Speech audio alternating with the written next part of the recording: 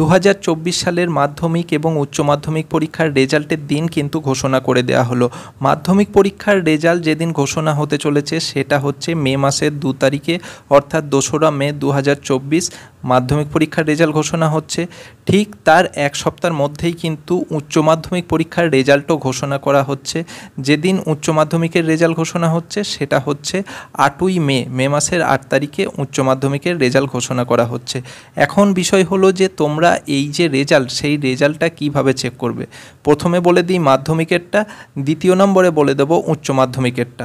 তো দেখো, মাধ্যমিক পরীক্ষার রেজাল্ট কিন্তু তোমরা 2 তারিখে সকাল 9:45 পর থেকে কিন্তু তোমরা মাধ্যমিকের রেজাল্টটা চেক করতে পারবে। কারণ সকাল 9টার সময় পর্ষদ সাংবাদিক সম্মেলন করবে, আর ঠিক তারপরের সকাল 9:45 থেকে মাধ্যমিকের ছেলেমেয়েরা তাদের রেজাল্ট অনলাইনে চেক করতে পারবে।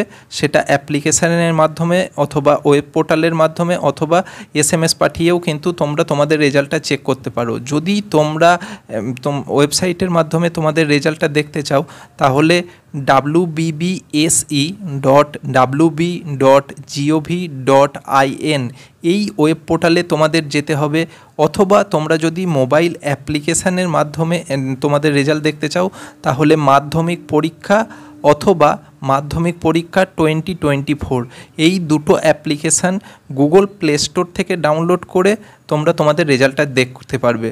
অ্যাপ্লিকেশান দুটো বলে দিচ্ছি। নাম্বার 1 যেটা, সেটা হলো মাধ্যমিক পরীক্ষা, আর নাম্বার 2 যেটা হলো সেটা হলো মাধ্যমিক পরীক্ষা 2024।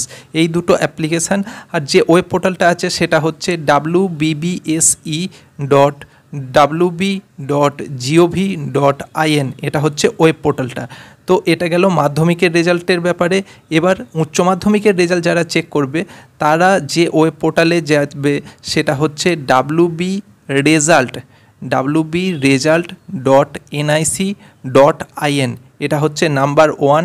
আর 2 নম্বর যে ওয়েবসাইট সেটা হচ্ছে wbchse.wb.gov.in এই দুটো ওয়েব পোর্টালে ভিজিট করে কিন্তু উচ্চ মাধ্যমিকের ক্যান্ডিডেট যারা আছো তারা তাদের রেজাল্ট চেক করতে পারো।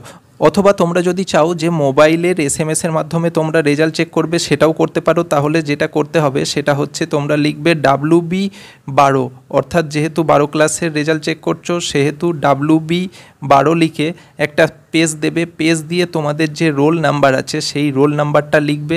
লেখার পর যে নাম্বারে পাঠাবে সেটা হলো 56764750।